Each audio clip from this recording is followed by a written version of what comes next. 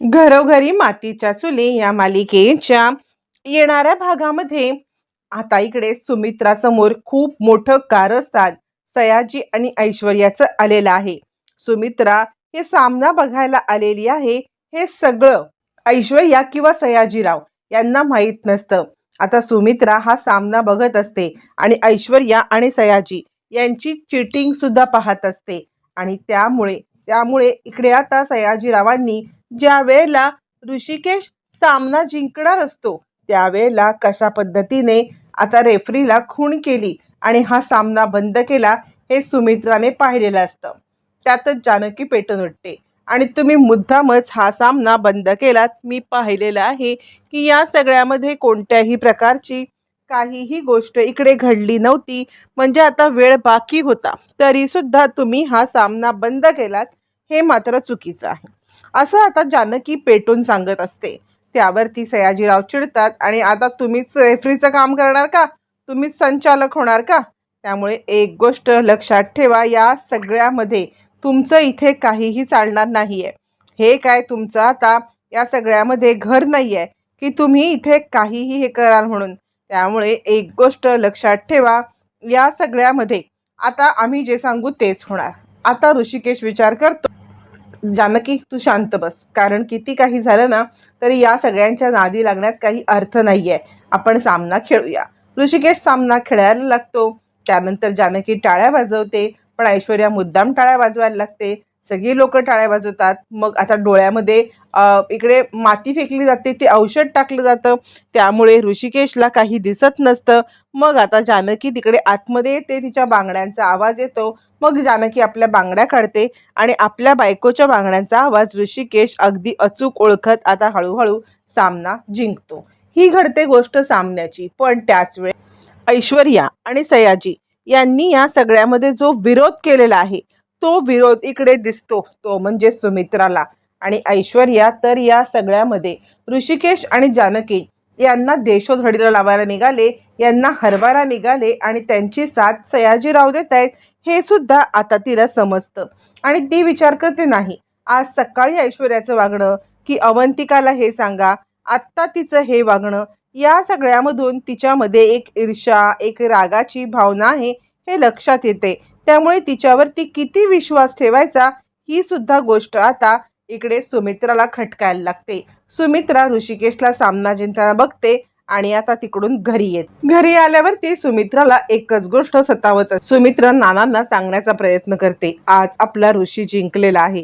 नानांना खूप खूप खूप आनंद होतो, पण तरी सुद्धा नाना उदास असतात. यावरती आता इकडे सुमित्रा सांगते, काय झालंय, तरी सुद्धा तुमच्या डोळ्यामध्ये मला नाराजी दिसते आहे. ऋषिकेश जिंकल्याचा तुम्हाला आनंद आहे ना? यावरती नाना आता हातपाय आपटून बरंच काही सांगण्याचा प्रयत्न करतात. मग सुमित्रा सांगायला लागते, मी खरं सांगू का, तर आज मी ज्या वेळेला सामना पाहायला गेले होते त्यावेळेला मला जी गोष्ट दिसली ती गोष्ट खूप चुकीची होती. ऐश्वर्या आणि सयाजीराव विखे पाटील हे दोघं जण तिकडे ऋषिकेश हरावा यासाठी प्रयत्न करत होते. मला हे जरासं अजीबच वाटलं. म्हणजे दोघं जण असा का प्रयत्न करत होते? त्या दोघांना उगाचच म्हणजे या सगळ्यामध्ये ऋषिकेश हरावा असं का वाटत होतं? मला खरंच कळत नाहीये की या सगळ्यामध्ये काहीतरी दोघांचं वैर आहे आणि त्या वैरचा इथे ते वापर करतायत. नाही नाही, किती काही झालं तरी मला असं वाटतंय ऐश्वर्यावरती डोळे झाकून विश्वास ठेवणं खूप कठीण आहे.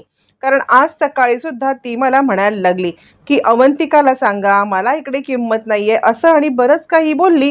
त्यामुळे मला असं वाटतंय की या सगळ्यामध्ये ऐश्वर्याच्या मनामध्ये काहीतरी आहे आणि ती या सगळ्याचा बदला घेते. आणि खरं सांगू का, तर आता मला सौमित्राचं म्हणणं सुद्धा पटायला लागलंय. सौमित्र जे काही सांगत होता ते कुठेतरी तथ्य आहे असं मला वाटतंय. कारण सौमित्र या सगळ्यामध्ये मला सांगण्याचा प्रयत्न करत होता की ऐश्वर्या हे सगळं कारस्थान करते आणि आई तू या कारस्थानाला भुलत आहेस. हे वाक्य मला सौमित्रचं पटायला लागले. कुठेतरी सौमित्र या सगळ्यामध्ये बोलत होता ते खरं होतं. आता मला जरा डोळे उघडे ठेवायलाच पाहिजेत. आणि आता सुमित्रा सौमित्रची भेट घेते. त्याच वेळेला नाना सांगतात, सौमित्र सौमित्र त्यावरती सुमित्रा म्हणते, तुम्हाला सौमित्रसोबत बोलायचं आहे का? त्यावरती नाना सांगतात, हो. सौमित्राला माझ्याकडे पाठवून दे असं म्हटल्यावरती सौमित्र नानांकडे येतो आणि नाना तुम्ही मला बोलवलत का? अवंतिका आणि सौमित्र दोघे तिकडे येतात. त्यावरती नाना बऱ्यापैकी आता बोलायला लागलेले असतात. कारण या सगळ्यामध्ये आता ज्या पद्धतीने सुमित्राने सांगितलेलं असतं की ऋषिकेशच्या डोळ्यामध्ये हे उडवलं, ऋषिकेशच्या जीवाला धोका होता, हे ऐकल्यावरती नाना पेटून उठतात आणि त्याच वेळेला ते सौमित्राला बोलवतात. आणि आता सौमित्र नानांना भेटल्यावरती त्याच्या डोळ्यात पाणी येतात, कारण नाना बऱ्यापैकी आता बोलायला लागलेले असतात. त्यावरती मग मात्र सौमित्र म्हणतो, नाना खरं सांगायचं तर तुम्ही मला भेटायला बोलवलं त्याआधी मलाच तुम्हाला भेटायला यायचं होतं. नाना सांगतात, काय सांगू मी तुला, या सगळ्यामध्ये माझे हात दगडाखाली अडकलेत. यावरती सौमित्र म्हणतो, त्यापेक्षा जास्त महत्त्वाची मला ही गोष्ट वाटते की या सगळ्यामध्ये तुम्ही जानकी वहिनी आणि ऋषिकेश दादा यांना प्रॉपर्टीतून पूर्णपणे बेदखल कसे काय करू शकलात? तुम्ही या सगळ्यामध्ये त्यांना बेदखल कसं केलं मला तर काही कळतच नाहीये. यावरती आता इकडे नाना सांगायला लागतात, बेदखल? कुणी बेदखल केलं? या सगळ्यामध्ये मी त्यांना बेदखल केलेलं नाहीये. हे घर तर जानकीच्या नावावरती केलंय मी असं म्हटल्यावरती सुमित्राला धक्का बसतो. सुमित्रा म्हणते, काय? हे घर जानकीच्या नावावरती आहे? आणि त्या जानकीलाच नालायक सुमित्राने हकलून दिलेलं असतं आणि ज्या घरातून जानकीला हकललंय ते घर जानकीचं आहे हे तिला समजल्यावरती आता मात्र तिला खूप मोठा धक्काच बसलेला असतो. या सगळ्यामध्ये आता इकडे सुमित्रा बोलायला लागते, पण तुम्ही जे मृत्यूपत्र बनवलं त्या मृत्यूपत्रानुसार जे काही घडलेलं आहे त्यानुसार हे घर तर माझ्या नावावरती आहे आणि ऐश्वर्याला पैसा प्रॉपर्टी अडका दिलेत. यावरती चिडलेले नाना म्हणतात, कोणी सांगितलं हे सगळं?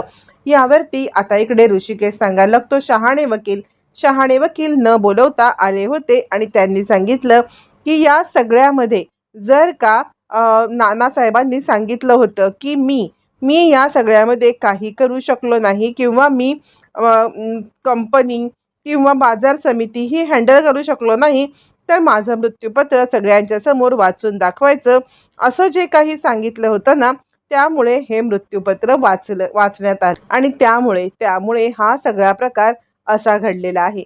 नाना म्हणतात, शक्यच नाही. त्या दीड शहाणेला पहिलं बोलवून घ्या, शहाणेला बोलवा आणि या सगळ्यामध्ये शहाणेच्या सोबत आत्ताच्या आत्ता माझी मीटिंग घडवा असं म्हटल्यावरती आता इकडे सौमित्रा म्हणायला लागते, पण शहाणे वकील असं का करतील? यावरती नाना म्हणतात, शहाणे का करतील माहीत नाहीये, पण ज्याप्रमाणे मला धमकवलं, ज्याप्रमाणे हे सगळं केलं त्याचप्रमाणे मला वाटत आहे की शहाणे हे नक्कीच करू शकतात. त्यांना पण काहीतरी अशीच धमकी असेल किंवा आमिष असेल, या दोघांपैकी काहीतरी असण्याची शक्यता आहे असं म्हणत मात्र आता नानांनी शहाणेंना बोलवल्यावरती सुमित्रा हादरते. त्यावरती नाना म्हणतात, मी शहाणेंना इकडे बोलवले हे कोणत्याही परिस्थितीमध्ये ऐश्वर्याला समजता कामा नये. आता मात्र सुमित्राच्या डोक्यामध्ये ट्यूब पेटते की काहीतरी ही ऐश्वर्या कारस्थानं करते आणि या सगळ्यामध्ये आपल्याला मूर्ख बनवते आहे. कारण आज आपण जे काही दृश्य बघितलं, ऋषिकेशला त्रास देण्यासाठी सयाजीराव आणि ऐश्वर्या हे करत होती, त्याचप्रमाणे सकाळी पण अवंतिका सोबत ती मला असं बोलत होती. नाना म्हणतात, तुझ्या डोळ्यावरती पट्टी बांधले, तू जानकीला घराबाहेर काढलंस. सुमित्रा म्हणते, पण तुम्हीच तर बोट दाखवलं जानकीकडे. नाना म्हणतात, जानकी नाही ऐश्वर्या ओवीला मारण्याची धमकी दिली होती. आता मात्र या सगळ्यामध्ये मी हे सत्य बाहेर आणणार नाहीये, तर मी हे सत्य बाहेर आणणार की हे मृत्यूपत्राचं खोटं आहे, कारण त्याच्याबद्दल माझं आणि तिचं काही बोलणं झालं नाही. जर मी तिने ढकलले असं सांगितलं तर अजूनही ओवी आपली बाहेर आहे, ती ओवीला मारून टाकेल. ते काही नाही, आत्ताच्या आत्ता शहाणेंना बोलवून घे. सौमित्र म्हण, तुम्ही काळजी करू नका, मला तुमचं समजलंय. म्हणजे तुम्ही ऐश्वर्याच्या विरोधात न जाता हे घर जानकी वहिनीच्या नावावरती आहे हे ओरिजिनल मृत्यूपत्र समोर आणू इच्छिता. यावरती नाना म्हणतात, हो, आणि आता जानकी या सगळ्यांना घराबाहेर काढेल. त्याच वेळेला मला आता छानपैकी आनंद होईल. ज्या वेळेला जानकी घराबाहेर या सगळ्यांना काढेल ना, तिच्या मर्जीतल्या लोकांना ठेवेल, त्याच वेळेला मला खरा आनंद होईल आणि तो आसुरी आनंद मला बघायचा आहे असं म्हणत चिडलेले नाना शहाणेंना बोलवण्यासाठी निरोप पाठवतात. सुमित्रा हादरते, कारण याच नालायक सुमित्राने आता इकडे जानकीला घराबाहेर हाकललेलं असतं. आता शहाणे वकिलांना बोलवलं जातं. शहाणे वकील आपल्यासोबत एका त्या शेतकऱ्याला घेऊन येतात ज्या शेतकऱ्याला आता ऑलरेडी एक जमिनीचा तुकडा ऋषिकेशने दिलेला असतो. त्यावरती मग मात्र नानासाहेब म्हणतात, शहाणे माझं मृत्यूपत्र कुठे आहे? शहाणे गडबडतात आणि नाना म्हणतात, काय आहे मृत्यूपत्राचं सत्य? ऋषिकेश जानकीच्या नावावरती हे घर, या घराचा देवारा, हे सगळं केलेलं असताना ऋषिकेश जानकीला बेघर कसं करण्यात आलं? आता मात्र इकडे वरून ऐश्वर्या हे ऐकत असते. शहाणे वकील गडबडतात आणि नाही, मला नाही माहिती हे मृत्यूपत्र कसं बदललं. यावरती नाना म्हणतात, काय बोलताय तुम्ही? तुमच्याकडे मृत्यूपत्राची ओरिजिनल कॉपी होती ना? तुमच्याच होशो आवाजमध्ये तुम्ही हे मृत्यूपत्र लिहून घेतलं ना? यावर शहाणे म्हणतात, नाही हो, म्हणजे मला माहित नाहीये, मी माझ्याकडचं मृत्यूपत्र काढलं नाही, तुमच्याच कपाटातून जे मृत्यूपत्र काढण्यात आलं ते मृत्यूपत्र मी वाचलं, यात माझा काय दोष? तुमच्या कपाटात हे मृत्यूपत्र कसं आलं, या सगळ्याचा शहानिशा तुमच्या घरच्यांनी करायला पाहिजे, ना की मी, असं म्हणत शहाणे आपली बाजू सेव्ह करतात. यावरती ऐश्वर्या विचार करते, नशीब याला इतकं तरी बोलायला सुचलेलं आहे. आणि आता ऐश्वर्याला बघूनच शहाणेंनी हे वक्तव्य केलेलं असतं. त्यावरती नाना म्हणतात, मग तुमच्याकडचं मृत्यूपत्र कुठे आहे? तुम्ही ते घेऊन येणं अपेक्षित नाही आहे. यावरती शहाणे म्हणतात, हे बघा, हे आहे ओरिजिनल मृत्यूपत्र. यावरती नाना सगळ्यांच्या समोर घोषणा करतात की हे मृत्यूपत्र ओरिजिनल आहे आणि या मृत्यूपत्रामध्ये जे लिहिलेलं आहे ते खरं आहे. या मृत्यूपत्रातल्या गोष्टी खऱ्या आहेत. याच्यामध्ये केलेला वाटा असा असतो की ऋषिकेश कंपनी, जानकीला घर, पैसा, अडका, प्रॉपर्टी ही सगळी सुमित्राच्या हातामध्ये आणि जमीन आहे ती सारंगच्या हातामध्ये आणि 2 मुलांना म्हणजे शर्वरी आणि सौमित्र यांना 2 फार्म हाऊस, अशी वाटणी नानांनी अचूकरित्या केलेली असते. आणि नाना म्हणतात, तुमची हिंमत झाली कशी या सगळ्यामध्ये मृत्यूपत्र बदलण्याची? असं म्हटल्यावरती आता ज्यांचं घर आहे त्यांना घरातनं बाहेर काढले, त्यांना आता हे मृत्यूपत्राची एक कॉपी पाठवा, असं म्हणत नाना ऋषिकेश जानकी यांना कॉपी पाठवायला सांगतात. आता इकडे सामना जिंकल्यामुळे ऋषिकेश जानकी मंदिरामध्ये आलेले असतात. ज्यावेळेस ऋषिकेश जानकी मंदिरात येतात त्यावेळेला आता जानकी सांगत असते, असाच आमच्या पाठीशी उभा राहिलास, पण मी तुझ्याकडे दुसरं जे काही कौल मागितले ते कौल तुला मला द्यावंच लागेल. काहीही झालं तरी माझं कुटुंब एकत्र आणावंच लागेल, असं म्हणत जानकी जो काही कौल मागत असते तो कौल तिच्या दिशेने येत असतो. त्या दोघांना सांगण्यासाठी, त्या दोघांना बोलवण्यासाठी तिकडे आता सौमित्र येतो आणि तो बाहेरूनच आवाज देतो, जानकी वहिनी, जानकी वहिनी. यावरती जानकी म्हणते, सौमित्र भाऊजी तुम्ही. आता तोपर्यंत इकडे ऐश्वर्याला समजलेलं असतं की शहाणे वकिलांनी असा डाव खेळलेला आहे. त्यामुळे आता इकडे सयाजीरावांना ती सांगते की शहाणेंनी आपलं नाव तर नाही घेतलंय, पण त्यांचा नाईलाज झालाय, त्यांनी ते मृत्यूपत्र त्यांच्या समोर दिलंय. यावरती सयाजी म्हणतो, त्या मृत्यूपत्रामध्ये जानकीच्या नावावरती घर आहे ना? ऐश्वर्या म्हणते, तेच तर. आता जर का ती या घरात आली तर मला घराबाहेर काढलं तर? यावर ते सयाजीराव म्हणतात, आता या सगळ्यामध्ये बघू आपण काय होतंय ते, पण असं तुला कोणी घराबाहेर काढू शकत नाही. इथे भरभक्कम मी बसलोय, मी बघतो ऋषिकेश जानकीचं काय करायचं ते, कसे घरात येतात ते. तोपर्यंत आता सौमित्र जानकीला सत्य सांगतो की नानांना थोडंफार बोलता येते, त्यांनी शहाणे वकिलांना बोलवलंय आणि असं असं मृत्यूपत्र आहे, वहिनी तुझ्या नावावरती घर आहे.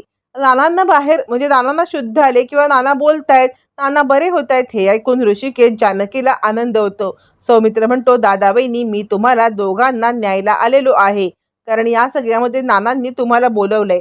जानकी वहिनीच्या नावावरती घर असताना तिला घराबाहेर काढल्यामुळे नाना खूप चिडलेत, आईवरती पण चिडलेत आणि त्यामुळे तुम्ही घरी चला.